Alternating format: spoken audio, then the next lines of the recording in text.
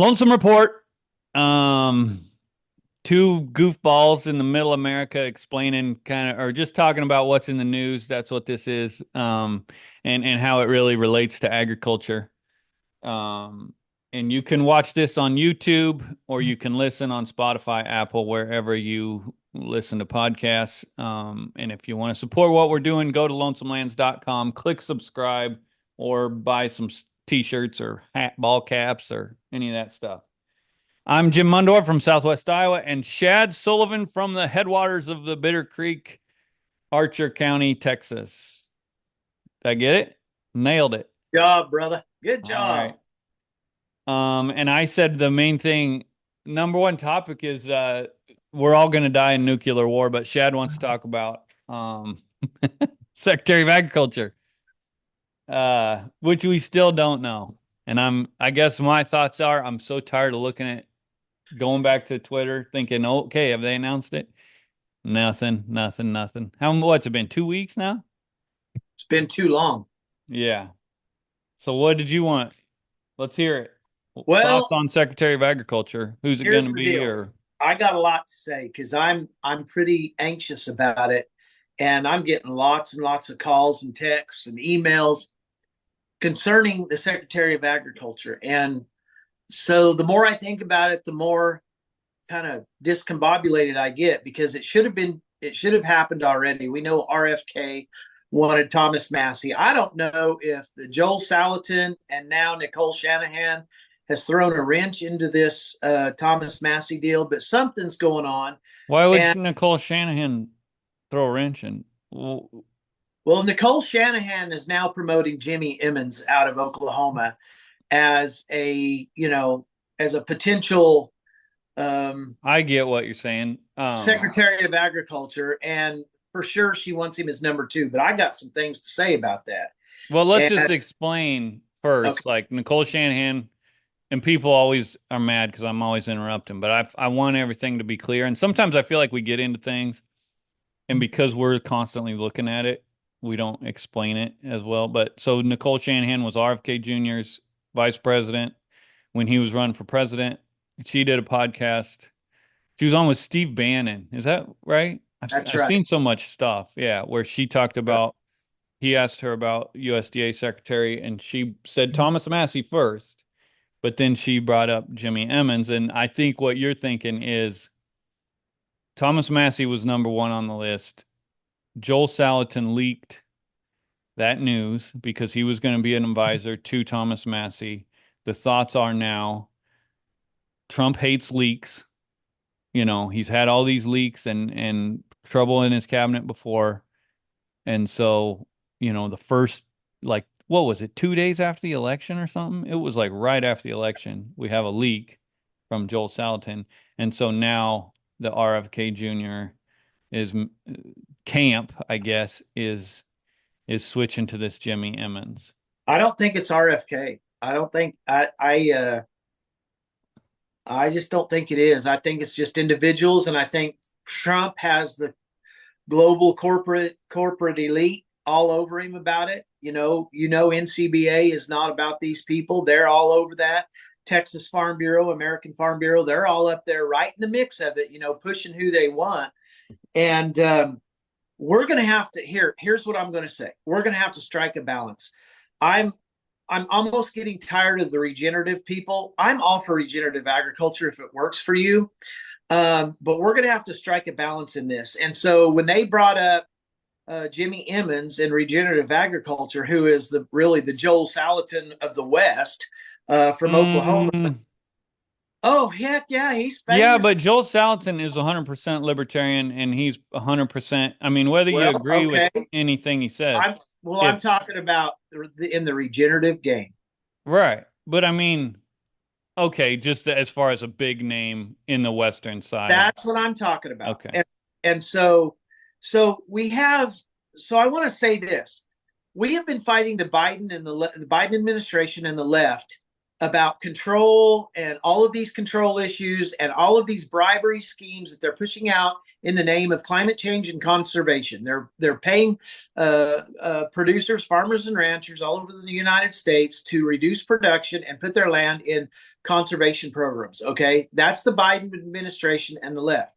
And then on the right, or the more libertarian side, you have the regenerative agriculture people, which I have no problem with at all, until they start saying, oh, we've got to go to 100% regenerative agriculture and you got to do it our way. And we're going to go into the government. We're going to ask for more funds and we're going to incentivize you to move to regenerative agriculture. There is no difference in what the left and the right is doing.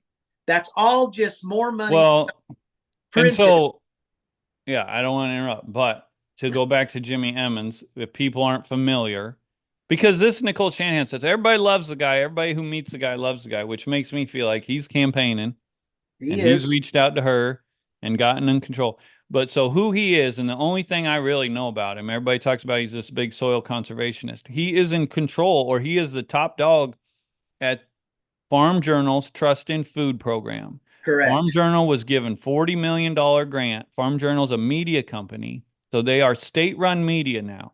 They've That's been right. given a $40 million grant. I've been talking about it for over a year now, how what a bunch of BS it is, to convince farmers and ranchers to get into these climate smart programs. That's what this whole sustainability they have this, they had a sustainability tour, and Jimmy Emmons is the top dog in that. So I mean, what I called him is a government leech. And I get it. He's a good guy and everybody likes him. But if you're the number one guy in the Farm Journal $40 million government grant, are the furthest thing from what should be in the Secretary of Agriculture. Exactly. I don't care how Yep. good a guy you are and how fun you are to be around and all that stuff, because that is the exact opposite way to go. And it's like you said, yeah, do we pay do we pay all these farm subsidies to these big corporations or do we give it to regenerative farmers? The goal is to just like what Shad said yesterday. I talked to Shad and he said what you said summed it up perfect. Nobody's talking about the market. What we Nobody. need is a free market that is not influenced by all of this BS. And I think that's where Thomas Massey comes back in. He is the strict constitutional conservative who doesn't want any of this subsidy stuff. He is like what he has said is, I'm the greenest person in all of Congress. He is off the grid. His entire house runs off of wind and solar energy, but he doesn't want he doesn't want it mandated. He just wants to come up with these ideas and that work. He wants what works, and what Well, works in the free market. well, he walks the walk and talks the talk. I mean, he backs up what he says. But the whole issue here is I don't care what anybody says, we cannot feed the masses on regenerative agriculture. I'm all for implementing it. I'm all for it. I don't think I'm not. I am. But I think we have to strike a balance. And the only person who can strike that balance under the Constitution, under liberty and freedom, is Thomas Massey. I think Sid Miller could do it. I don't think Sid Miller is up on policy like he needs to be, and what has happened to lead us to this point, right? And so you get back to Jimmy Emmons, who's the senior vice president of the Climate Smart program at Farm Journal, whose pickup is at the FSA and RCS office 4 days a week. This is just more of the same. And so I guess to sum it all up is if we don't get Thomas Massey or Sid Miller or somebody who's not tied to the pay to play, the global elite, the globalists, or really we've created this system where all of our ag producers have become welfare recipients. I mean, right here, nobody's talking about, when I say nobody's talking about the markets, they're not. Under regenerate, they're talking about soil health, soil conservation, all this stuff. Nobody's talking about a free market system, supply and demand, breaking up the oligarchs. Nobody's talking about those who are breaking anti-monopoly or antitrust laws. Nobody's talking about a level playing field. We're all talking about welfare, more welfare. Well, what does that do to the system? We print more money, we put it into the system. Here's an example right here. Nobody's talking about the Farm Act. The Farm Act is what they're going to try to push through in the Farm Bill. And it is the Farmer Assistance and Revenue Mitigation Act. $20 billion to farmers across the United States who are growing crops. Okay, it's sponsored by Representative Trent Kelly out of Mississippi, and the Texas Farm Bureau is an American Farm Bureau is pushing this heavily in Washington D.C. So what it would do is for the wheat farmers, because of these low commodity prices, they would get $80 an acre for compensation. The cotton farmers $208 an acre. The corn farmers $103 an acre. Every individual would be limited to 350,000. Each farm would be capped at 700,000. So if there's 4 partners in a farm, they would cap it at 700,000. They're going to try to push it through in the farm bill, but I guess I'm not sure about the farm bill where it's at. I've heard it's dead, but who knows? But here it's just more of the same. That's what I'm saying. It's more of the same. And we've been pushing for a change, right? We've been pushing to get back to our founding roots of supply and demand and law under the Constitution. And this stuff ain't working. And I'm just here to tell you, we can talk about other things. If Thomas Massie is not the next Secretary of Agriculture, nothing in agriculture or America changes. Yep. That's all I got to say, brother. Right on. Right on. And yeah, that's the thing. Like you look through that list of names and it's kind of, I come up with the same conclusion. Like where, and the thing about, like you said, Sid Miller is kind of the same as Thomas Massie. The main difference, Thomas Massie has 2 degrees, like engineering degrees from MIT. And what I've said on here before is it's striking that balance of this teeter-totter balance of changing things but not breaking people is going to be incredibly difficult. It's just a tricky situation as far as balancing this of how do we change it without disrupting the whole system and the few farmers that are left, how do we change it without turning them into welfare recipients but also not breaking them. Listen, the more money we print and we put out there of the people's money, the higher the inflation is going to become. We're looking at $2,000 or $1,800 5-weight cattle. I'm glad for the cow guy. We're finally where we should be. But these kind of programs are causing a lot of this inflation. We cannot, you want to talk about sustainability. This is not sustainable. American agriculture is not sustainable printing this kind of money. And I listen, I've taken subsidies, not a lot, but I have taken some. And I talk to my friends who are all not all of them, but most of them are conservative constitutionalists. They agree with what you have to say. And then you sit down at the table and you talk to them and they're all excited about the Farm Act coming. And I'm like, God dang, I feel guilty about it. I feel bad. I feel guilty about it. And maybe I'm thinking the wrong way, but if somebody says, well, we're not socialists. If you take money from the people and collectivize it, that is socialism. Right.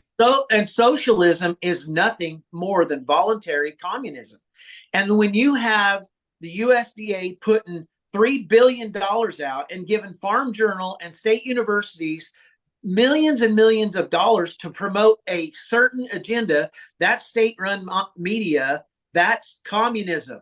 And what it really is, because corporations can fund it, corporations like I gave the example, I think Tyson Foods put in like $50 million. They got like $160 million grant, and that wasn't even listed in that. So the whole thing is so crooked and sideways, you can't make heads or tails of it. It's just money flowing, flowing, flowing. And just this week, USDA comes out with this thing where they're expecting applause and cheers because they're putting out another 20 million or billion or whatever it is, $1 billion into this climate smart deal. And then it's like this whole election was on inflation. And people don't realize. I mean, I think people do realize, but they are still expecting like, oh, hey, look at all this money we're just throwing out there. Like that's why everything's expensive. Exactly. That's what makes inflation is the government throwing money out there. And when they do it in agriculture, and it's like you were going through that, and I guarantee there's farmers listening that ears perked up and they started doing the math. $100 an acre. You know what I mean? but you can't, you got to get out of that mentality but I go back to it too. And I put this on Twitter when somebody was talking about farmers in 2016. There was a primary. It was Donald Trump's first primary in Iowa. Iowa was his, or it was a caucus. Iowa was the first one, and there was, I don't know, 10 candidates like there always are, or something like that. And they all promised that they would not cut ethanol subsidies, um, except for one, and that was Ted Cruz. And the winner of the 2016 Iowa caucus was Ted Cruz, the one guy who said he would not cut the major corn subsidy in the biggest corn producing state, won the Iowa caucus. So it's not like there's a lot. I believe that people in agriculture are more concerned about the country than they are about their subsidy check. Maybe I'm wrong. Hope I'm not. Well, I'm just kind of thinking about all of this money that we're sending to other countries. How much we've sent 200 billion to Ukraine, and we got it. And we're just printing more, printing more. Go right back to what are we getting out of it? Nuclear war. Exactly. And I'm just sitting here going. So to me, the Secretary of Agriculture appointment is extremely, extremely important. And I have heard through the grapevine for everybody, if they want Massey to keep pushing Massey on social media, and do what you got. I'm just one voice, and obviously I make it heard way too much. And maybe I'm wrong about all this stuff. Maybe I'm the one uh, not thinking appropriately. I mean, I can remember my dad in 1999 when, in a public-private partnership with the state of Colorado, we lost 49,000 acres to a very corrupt, overreaching bureaucratic deal. And it was at that time it was like a lost opportunity cost of $8 million, right, over that 25-year period. Now, of course, now it'd be double or triple that, but my dad was so bitter about it, and he says, "Boy, you take every dime the government has to get even with them." And he didn't even follow his own. He didn't get in on a lot of programs. He just didn't. And And that's go ahead. I'm not want to interrupt. I could justify it. I can justify it. I guess we can all justify it, is what I'm saying. But when are we going to really try to fix this and spread? Our goal is, right, a more level playing field. Our goal is to get kids back to the operations. Our goal, and make them fairly profitable. Our goal is freedom to produce how we see fit. Let the markets sort it out. And I just don't see us going there, Jim. I just don't see it. I know. So And you that's talk where I'm about at. yeah, what I was going to say is there's a lot of programs he didn't get in on. There's probably programs that every farmer or rancher right now doesn't know about that they could get in on. But you know who does know about them? Are the big corporations that got a guy in an office saying, "Hey, you research all these grants you can get to, and you find out how much money you can get." The biggest cattle feeder in Nebraska, I've been told they've got deals with University of Nebraska, and they've got deals with USDA, and they have all these, research programs going on, and somebody said the cattle aren't even their biggest income. And now it's like this black shirt feeders you got coming in, they got this biodigester for the methane. Well, how much, and nobody knows how much money they're getting for that. And so it's like these corporations, everybody, that's the main thing. Like everybody wants a level playing field, open and free market. When you have a corporation that puts in a millions of millions of dollars worth of a biodigester for capturing methane, and they're getting a boatload of money from the government on a grant deal, but nobody else even knows what it is or how it operates. We don't have a level playing field, and we don't have an Right. open and free market. Right. And then on the other end of that, we're sending money overseas like it's water, to all these countries that aren't going to ever help us. And we have the middleman in America who is truly suffering from the lack of a diverse market. And I am all for help programs. If we got people in South Carolina where that Hurricane Helene hit that are suffering and they have no homes. Those are the people I that were know. designed this to help. And it's not happening. It's Right. The just, priority is long range missiles to yeah, Ukraine so Ukraine. that, Exactly. and then we got people living in tents in North Carolina. But that, I Exactly. mean, that goes back to the whole import export thing too. Like the priority of Farm Bureau, National Cattlemen's Beef Association, let's increase our import numbers and increase our export numbers and have this all convoluted system where nobody really knows what American cattle are worth if we weren't, doing this crap. But what we do know is that beef packers are making money hand over fist, and they're doing it in a way that can't really be tracked because of the lean trim and all that BS. Um, and I feel like that's a big key to the to success of agriculture is eating American food. You know what I mean? Not Yeah. importing, not Why would exporting. why would America be a net importer of food now? And I'm not Only saying don't ever export, don't ever import, but exactly. Make let's it fair though. right. Yes, exactly. And the reason why we have these high export numbers and these high import numbers is because the corporations, it works for them. They can make more money and they don't have to pay as much for the good American product. And I know cattle prices are up now, but everybody's excited about cattle prices. Well, I'm not excited for to have the lowest herd size in 60 years, I think. The 72 least years. amount of cattle in the US in 70 years Yeah. and with no real signs of increasing because everybody knows it could change at the drop of a hat. So everybody's still scared of a collapse. So What you brought up a while ago is really interesting because I was just talking to my I think it was my wife this morning, and I'm like I'm a yearling man by trade, right? So every year I always knew where I was from day one to the last day. I knew exactly where I was all the time financially. Day to day, I know in my mind where I'm at. Well, then when I started farming and I had to mix seasons, right? Then it gets convoluted. And that's kind of where we are in American agriculture history, right? We don't know really where we're at. right. Yeah. Especially right now, because I mean that's the thing with this pick with Ag Secretary, and I've never paid attention to it before because it's always been the same thing. Yeah, exactly. We I didn't mean, expect anything. Now yeah, we expect something.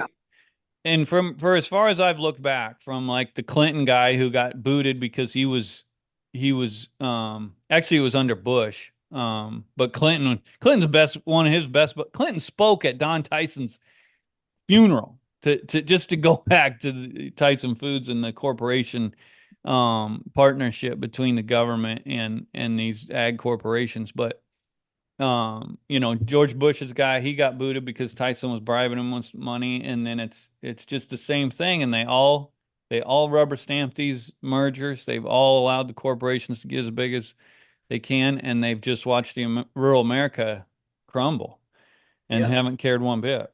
that's right. All right. What else you got? I got all kinds of stuff, but Yeah, I let's feel talk like we about. went down a rabbit hole there, and now we're all mad. No, I'm not mad. Hey, let's talk about what you got. You brought. Well, I think the other thing, well, I guess while we're talking about cabinet picks, we'll just stick on cabinet picks. Okay. Because one thing that I think kind of soured people is this pick of Doug Borgum and Yeah, Christy Nome. yeah, Christy Nome, I think we talked about. Was she picked by last week? I can't remember what we talked yeah. about. She was. But then you add Doug Borgum into it, and you have the two people. Well, I look at you. You've got two people from Middle America, kind of agriculture type people, in the cabinet, and they're both bought and paid for by The globalists. Summit Carbon Solutions, which is Summit Ag.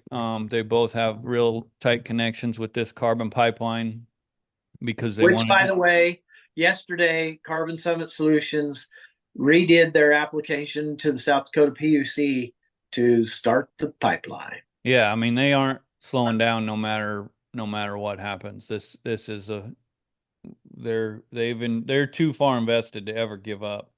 Um, but then the Doug Burgum. What's funny about him? He was a presidential, so he is now Secretary of Interior or appointed, Right. and he was a North Dakota governor, and he was running for president. People forget he ran for president, and because I'm from Iowa and we had the caucus, he was running. And I would get these mailers in the mail, and he was all decked out in his cowboy hat and his whole getup, like on a horse and everything. And I didn't know who he was. And I didn't care really either because he's like, this guy has no shot. Nobody was even talking about him ever. And Right. then here we are. He's Secretary of Interior. And so then yeah, I was like, well, the one guy who knows South Dakota and North Dakota is Trent Loos because he has his TV show up there. So I made a video with Trent Loos because I just wanted to know what this Doug Borgum was all about. And I'd heard about he was connected to Bill Gates. Right. And I was kind of blown away by that video because what the truth was, what Trent said is his number one campaign contributors for governor of North Dakota and for his presidential campaign were Bill Gates and Jeff Bezos. And so now we have a guy in Trump's cabinet who is in charge of all of the public lands in the US, which is where ranching really happens in the western um, part of the country. And his number one contributors were Bill Gates and Jeff Bezos. This is unbelievable, and it is not a good sign of things to come. Yeah, but then it goes back to like, why pick that? Why pick him? I think Is it just because he's got a ton of money and they've had a long relationship I and well, they're I think buddies or he has an extensive background in energy, and okay. that's what they're saying. And he is pro drilling on federal lands. Yeah, That's and what. but then there came out with something they made up some other thing that he's in charge of, which was all about controlling all permits and all this stuff, and it kind of made me think, this sounds carbon pipeline-y. Yeah, it sure does. Controlling Sure, permits it and sounds eminent domainy yeah, yeah. Which you have told me too. Donald Trump has used eminent domain in his own real estate for deals and been personal sued gain. for it, I Yep, think. And yep, yeah, so yep. he's not he's not exactly against the use of eminent domain, which is not a good thing. But didn't the people of South Dakota just pass a bill against the use of eminent domain The for private bill purposes? was, and I kind of wish I'd ask Trent this because, like I said, he's always, he does daily shows every day talking about this stuff. But Yeah, the bill was about they passed something in the state legislature which took away the rights of every county to decide their own setbacks and kind of their own property rights when it came to like public utility type of stuff. Like in right. here it would be we have our county has we were fighting the windmill deal, and so they have passed certain things that your windmill can't be within a quarter mile of a house or something like that. And Okay, so then that kind of makes it to where the wind company can't come in because we have enough people around where it doesn't make sense for them to come in with those right. setbacks. So what happened in South Dakota is they passed something that took all that and made it a state issue. So the state was in charge of deciding every county's setbacks. And the reason they did that is because Summit Carbon Solutions pressured them to do it and wanted them to do it. And so what Amanda Radke and Trent Loos and all these grassroots people did is they came up with had people sign a petition to get this on the ballot to put it Right. back in the hands of the county. That's how I understand it. They call it RL 21. But Okay. and that's what I understand. So now the counties have control over their own, rules of how this gets implemented. Okay. Make sense? Very good. Yeah. Yeah. Good for the Um, people of South Dakota. I'm right. happy for her. Amanda Radke really kind of headed that up. Yeah. She, Spearheaded it yeah, and it was, I mean, that's what's awesome about watching this kind of things is with the internet and everything. None of this probably would have been possible, but now we have a real power with grassroots more than we've ever had before. Yeah, And I that's agree. really important for what is happening in rural America. Yeah. And in Washington, D.C., because I mean, I've been specifically told, Shad, they're watching. Yeah. So that's great. And that, I guess that takes us into merry old England. You've been following that at all? I'm like, I get on Just, Twitter and half of my stuff is all about England. And I just want to know who that next ag secretary will be. But it is very interesting. And if you're not familiar with what's happening in England, they have they have enacted a inheritance tax on farmland. And I don't think there's an inheritance tax on, or it's a higher inheritance tax on like everything else. I don't know. I haven't got that into it because I don't want to waste too much time on figuring out English law. But there was a huge protest, I think yesterday, yep. where in London, where all the farmers drove their tractors, and I mean it's good to follow it because it just shows where they Well, want it's to go. precursor. It's a Right. precursor. Yeah. And it shows what could happen too. And what I found really interesting is this jackass Joe Walsh. I think he's an ex-senator or something. And he might be on MSNBC or something. For some reason, one of his tweets came up talking about how important it is for us to get rid of the Electoral College. Oh, And so, and then you have what's going on in England, and it's kind of like, oh, this is why we don't get rid of the Electoral College, because the people who are, you can't have the people in the cities controlling all the laws for people in rural America, that's because why we. then, like that's exactly what's happening in England. They That's don't why. understand what's going on out here.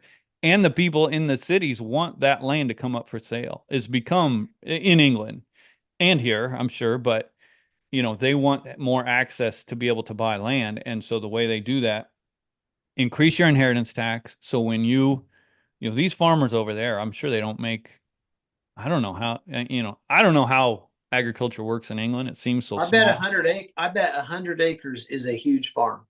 Yeah, maybe. And I think there's a lot of dairies and that kind of stuff. But yeah, um, Well, what you're talking and it's just like here, if you can't make, I don't know how much money you can make on 100 acres if you're in England or whatever, but the land is very valuable and they're not making much money on the land. So when they have to pay a tax on the inheritance, they don't have the money. The way exactly. they get money, they have one way of getting money to be able to pay that tax. Sell off a portion of that land or sell off all the land, you know, however it works. And especially when there's multiple siblings. Yeah, but here's the deal, Jim. This isn't about uh, letting the farmers lose the land so the people can buy it. This is about the farmers losing the land so the federal government can control it. And this, because the federal government is going to go in there. It's just like in Ireland when they did that deal. I mean, they forced a sale to the federal government at the federal government's prices. That's what this is about. It's not, and this is why it's important to talk about democracy versus a republic, because they are a democracy. We're a republic, and our Constitution speaks for the Electoral College, right? And for the Second Amendment, they don't have a Second Amendment. We still have a Second Right. Amendment. All hell will break loose if that stuff starts happening over here.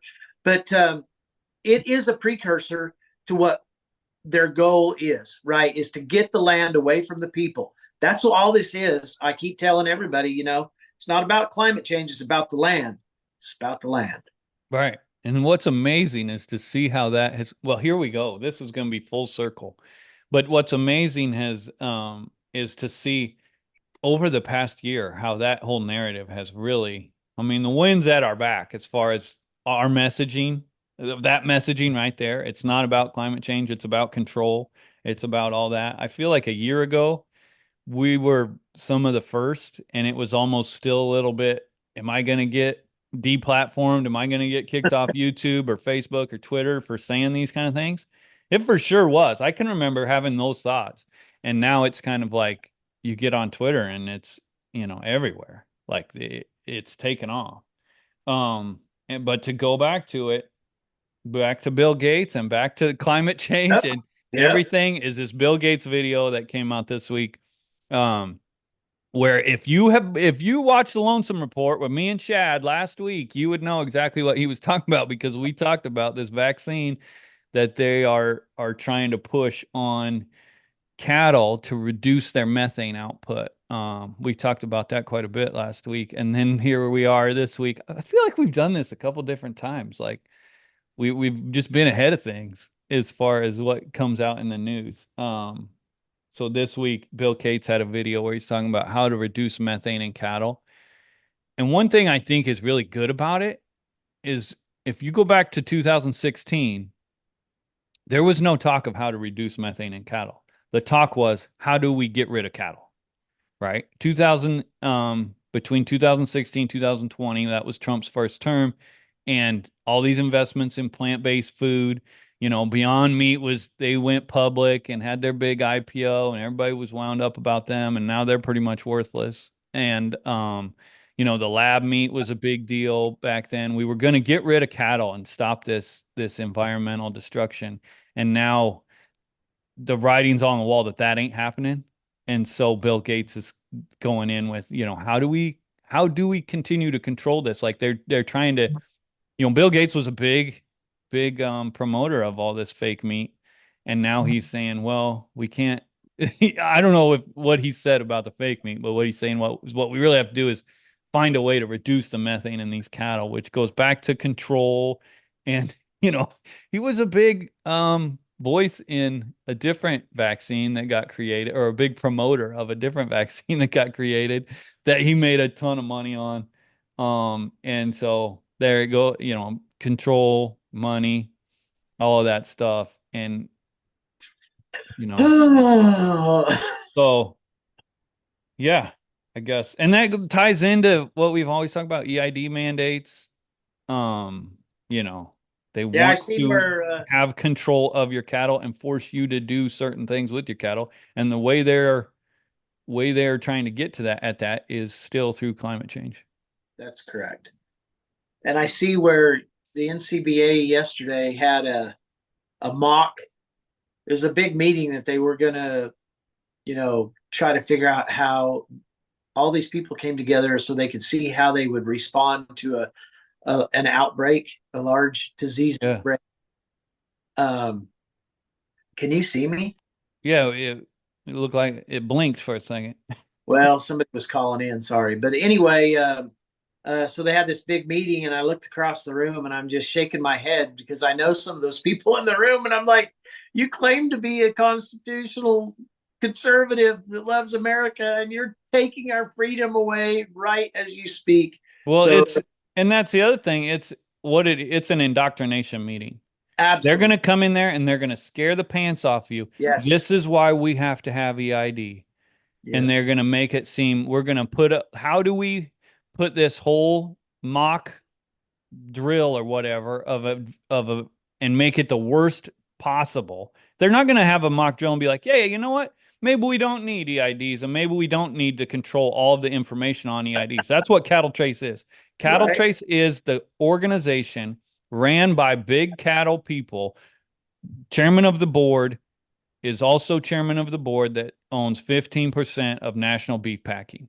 That's who it is. It's a beef packing organization that wants to control all of the information on your EID tags. And so that's what that meeting was. It was see how many ranchers we can get here, get them indoctrinated, get the pants scared off of them to where they walk out of this meeting and think, we got to have EIDs. That was the goal, guaranteed.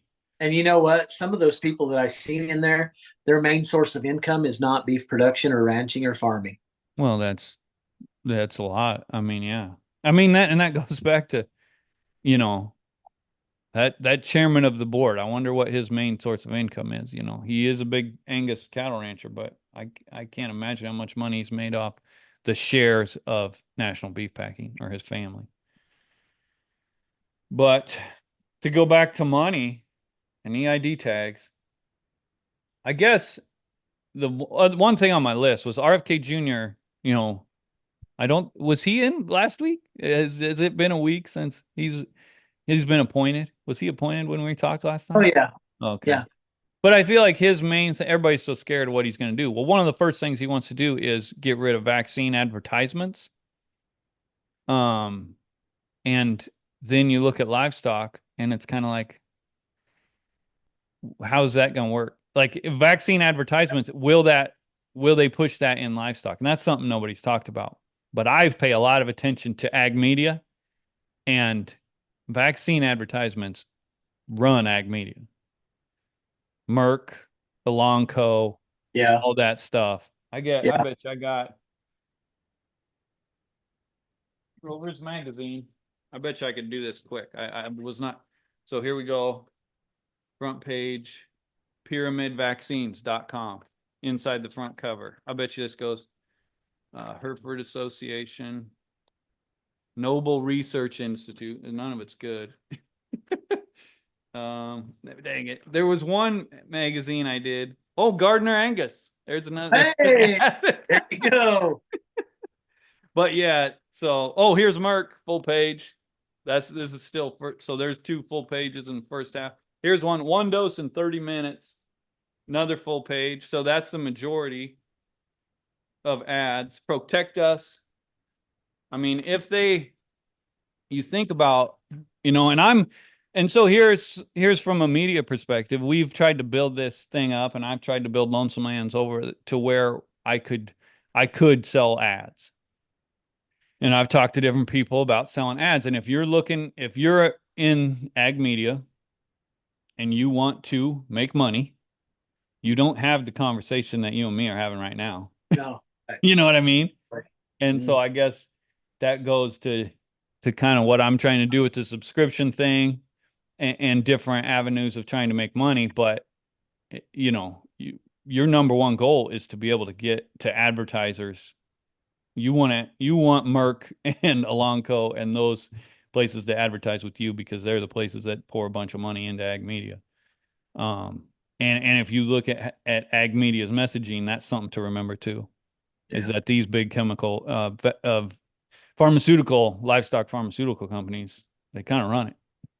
It's an ironic situation because let's take Farm Journal, who got the $40 million, or Which that magazine was part of Farm Journal. exactly. And so they're promoting, climate change and the Green New Deal and all this under state dollars, and yet their advertisers are those who really are the ones that helped us destroy what we have. Well, and then black shirt feeders. They are calling the number one. Which I was just talking to somebody the other day about this, but this is their ad, and it couldn't be more excited about the number. They're all about climate smart everything, and this is where the biodigester is. 150,000 head of cattle on, I think a square mile of concrete And is their goal to, 640 acres of concrete is really good for the environment. yeah, and yeah. That's renewable. Oh boy. Oh boy. All I right, we hit a lot. How much time do we use up? don't know. I don't have a Enough. clock. I guess we could close out. Farm Bill, you said, um, is dead. You said you Yeah, weren't sure. you said According you sent that to me yesterday that it was dead. Is that true?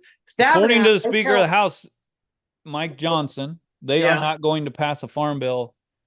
There was one that was pushed after the election, I think. There's been a push to pass a farm bill before the new session, which would correct. be January 20th, which to me is insane to try to push a farm bill in before like the will of the people. We've had a But regime change because yeah, people want a regime change, and then they want all this, and then they're going to say, well, the farmers need their payments and this stuff. We got to protect them, you know which what? Mindy Patterson maybe, told me yesterday. She said, "Shad, they are going to attack during this lame duck session like you cannot believe."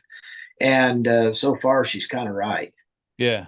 And even Randy Feenstra, who's the Republican out of Iowa, he's such a whatever. But yeah, he was like, we got to get this farm bill through so we can support our farmers. And it's like anytime anybody in the government gets in a hurry, they're trying to cover Yeah, stuff up, and it's a exactly. crooked deal. That's funny that you said that. I seen a picture yesterday, I guess, on social media that outside of the Department of Interior, a truck was parked outside of the Department of Interior, and it was a paper shredding company I truck. thought it was Department of Justice. Maybe he Oh, was maybe, just yeah, making that's the what it was. rounds.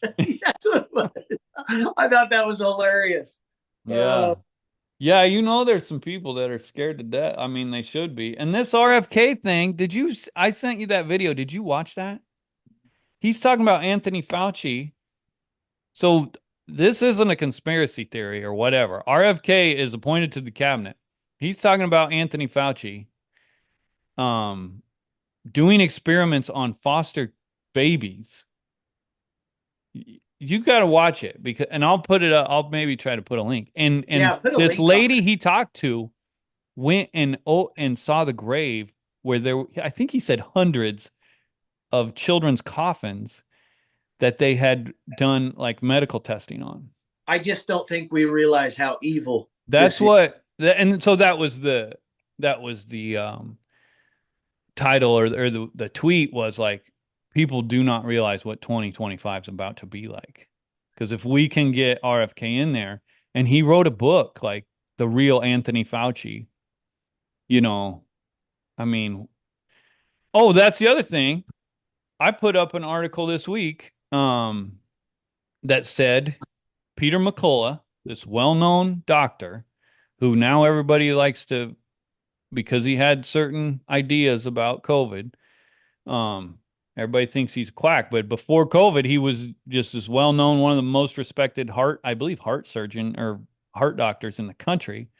And now he's into this stuff and he has cited research that says that the bird flu that has affected the cattle industry over the past year was created by the USDA. The newest strain of the bird flu was created by USDA research, gain of function research. Same thing that There's no co- and I put it on Twitter but I put it on Facebook and nobody sees it. And then I shared it to my personal page and nobody sees it. Like it's obviously it's so weird how that works. they call that shadow banning. Is that what it is? Yeah. Yeah. Which I mean, who's to say? Maybe nobody just I gotta think that a headline in the cattle industry that says latest strain of bird flu was created by the USDA, people would be interested in that. But nobody That's and why. and That's it's why we need not the EID, man. yeah. Yeah, I know. Well, there you go. At the same time the push for EID comes out, they release this bird flu that can Hey, be if not, passed to human beings. it's not a matter of time. It's a matter of when. If it's not a matter of if, it's a matter of when. Right? Right. That's their motto. Yeah, they could not be more excited about when. I know. I know. Hey, let's. What do you think about the? What do you think about them lobbing U.S. made missiles into Russia? I'm glad I don't live in New York City or Washington, D.C. I mean, Tucker, is kind of out there at times, but he said we don't realize how close we are to all being killed. I think he said that this morning. And it's kind of like, well, maybe. I don't know. Wow. How close are you to Dallas? I'm 100 miles, 120 miles, 130 miles to Dallas. But I'll tell you, in Colorado, we're just about, as the crow flies, about 45 miles to NORAD. Yeah. That's the nation's defense system right there. I mean, Well, I it's used to, so when I was a kid, we lived, my last place I was in the Missouri River Bluffs on the Iowa side, and I could see Offutt Air Force Base from my house. And like they do an air show there every year, and they would practice right over my house. It was pretty cool. sure. Yeah. But back in like the 90s, Strategic Air Command was located at Offutt Air Force Base, and everyone would always say, well, if they're going to bomb something, if they're going to nuke something, it's going to be Bellevue, Nebraska, which is Right. right there close. And that's actually where Bush went. So they have all this Yeah. underground bunkers and Yeah. everything. In 9/11, Bush was Yeah. in Bellevue, I remember. Nebraska. Yeah. Did you ever read So, my story about 9/11? That was a good story. yeah, Except it was pro Bush, and now I'm not. I'm like, I think Bush I was was just going to say that.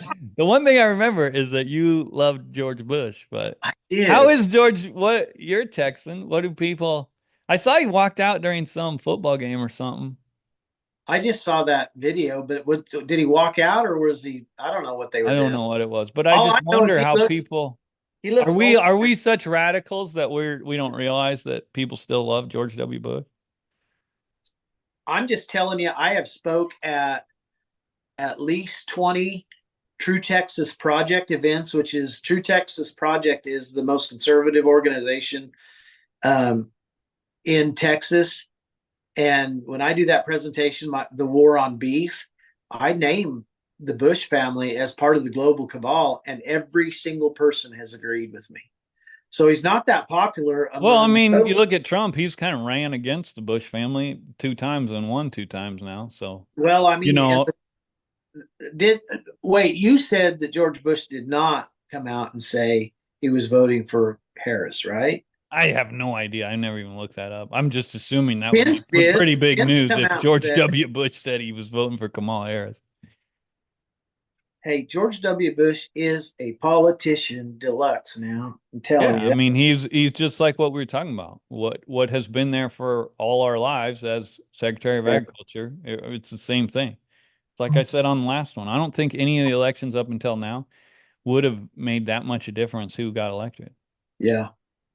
But this one, and that's why all these cabinet picks. Do you remember ever even caring who got in the cabinet? No, I I didn't even. couldn't name I you most wasn't of the mature.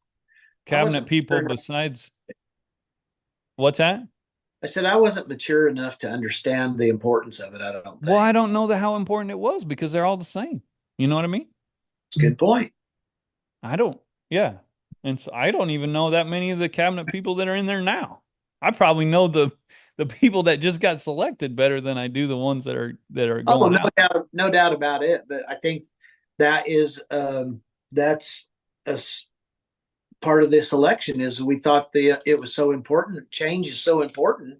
That's why Trump got in there, and I don't know. It's just a different time in our lives, I guess, and we all see our nation falling apart, and we're losing. We're actually losing, and we want to win, and we all think uh, Trump's a winner, right? And I'm not saying there's somebody not better than Trump out there, but Trump's who we got. Because somebody yesterday was like, Trump's no different than the rest of them. Well, here's the difference. Trump acts like he loves America.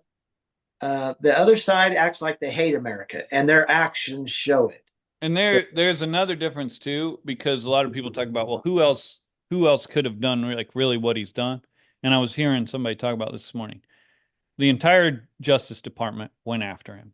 The New York City Justice Department went after him.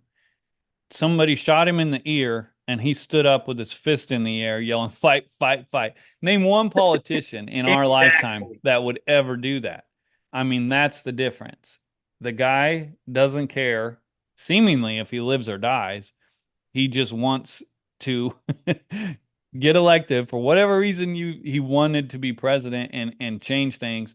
And there's not been anyone that determined to get in Exactly. there to become president and change things. And I think a lot of his determination comes from all the things that they've tried to do to him.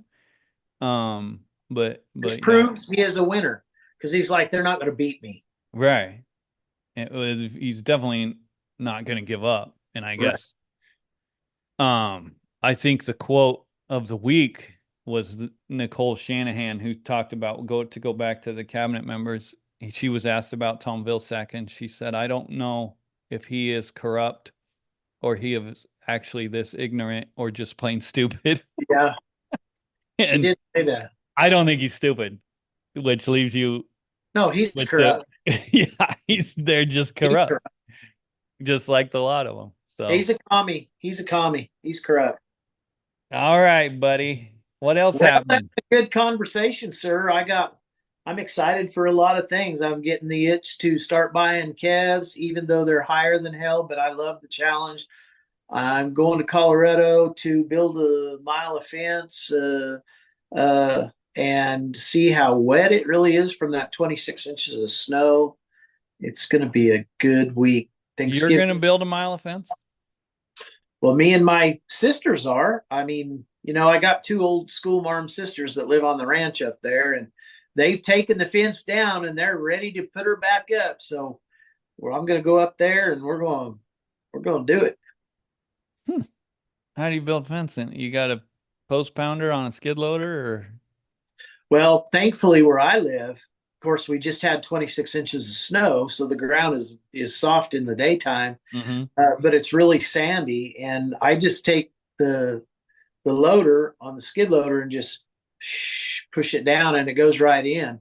And so we put two steel posts and then a wood post, two steel posts and then a wood post, and Mm-hmm. it works pretty good. It's easy to build fence in my country because there's no trees, there's no bushes. It's just wide open prairie, and you can put it up No fairly fast. rocks? Huh? No rocks? No rocks, none. No, no. It's 100% sand. We live in deep sand. It's awesome. Hmm. So like in Texas, the more rain I get, the harder it is to get around. In Colorado, the more rain I get, the easier it is to get around. It's pretty cool. Hmm. Yeah. Cool, man. I want to be the good guy here.